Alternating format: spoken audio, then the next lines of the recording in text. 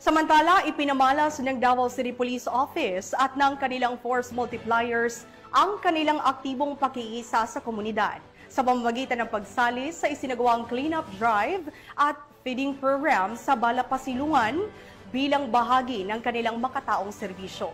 Yan ang balitang hatid ni Patrolwoman Sheena May Ilagan. Makabuluhang aktibidad ang isinagawa sa Balay Pasilungan sa Barangay 5-A, Bangkerohan, Davao City, kung saan nasama-sama ang mga membro ng komunidad at mga lingkod bayan nito lamang ika-27 ng Hulyo upang magsagawa ng cleanup drive at feeding program para sa mga batang pansamantalang naninirahan sa nasabing pasilidad.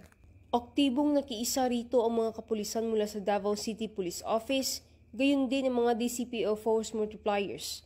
Layunin ng kanilang pakikiisa na palakasin ang ugnayan ng pagitan ng pulisya at komunidad, itaguyod ang voluntaryong serbisyo publiko, at higit sa lahat, maghatid ng tulong at malasakit sa mga kabataang nangangailangan. Dagdag pa, ang aktibidad ay bahagi ng mas malawak na layunin ng PNP na maging katuwang ng bawat Pilipino tungo sa isang ligtas at maunlad na bagong Pilipinas kung saan ang seguridad, kaayusan at pagkakaisa ay prioridad. Mula dito sa Rion 11, ako yung PNN Correspondent, Patrolwoman Sheena May Ilagan, alagad ng batas tagataguyod ng Balitang Pulis.